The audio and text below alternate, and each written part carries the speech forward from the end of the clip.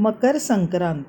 सूर्य एका राशीतून दुसऱ्या राशीत जाणे यालाच संक्रमण म्हणतात.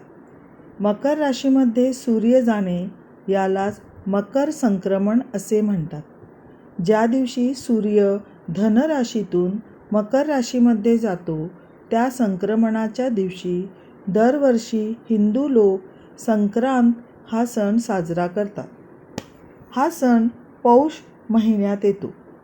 हिंदू लोकांचे सण हे चंद्रवर्षानुसार असल्याने सध्या वापरल्या जाणाऱ्या इंग्रजी कॅलेंडरप्रमाणे हिंदूंचा सण हा दरवर्षी विशिष्ट तारखेलाच येईल असे नसते.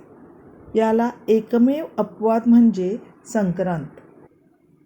संक्रांत हा सण प्रत्येक वर्षी जानेवारी महिन्याच्या 14 तारखेलाच साजरा केला जातो. यावेळी सूर्याचे दक्षिणायन संपून उत्तरायण सुरू होते. दिवस हळूहळू मोठा होऊ लागतो. संक्रांतीच्या वेळी थंडी असते, त्यामुळे शरीराला जास्त उष्मांक देणारे तीळ व गूळ या पदार्थांना या दिवशी फार महत्त्व असते. सूर्याला व देवाला तिळगुळाचा नैवेद्य दाखविला जातो. सुहासिनी ह्या दिवशी सवाष्णीला सुगडाचा वसा देतात.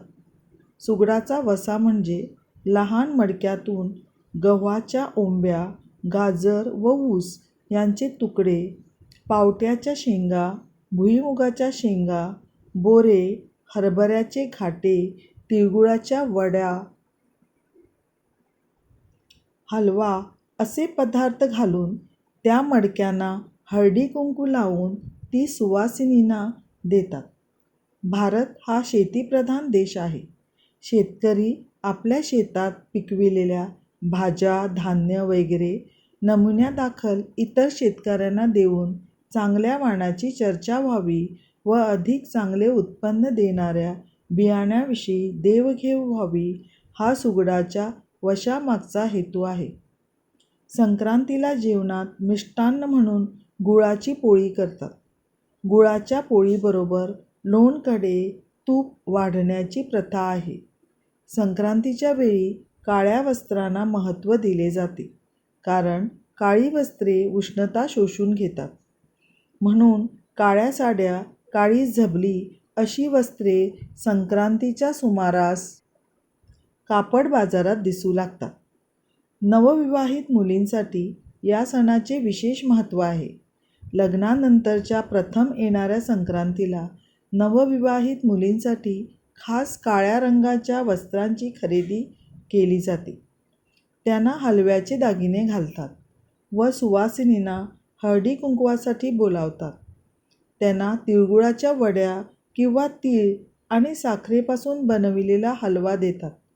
निरांजन, स्टीलच्या लहान डब्या, पिशव्या वगैरे सारखी एखादी उपयुक्त वस्तू सुवासिनींना भेट म्हणून दिली जाते.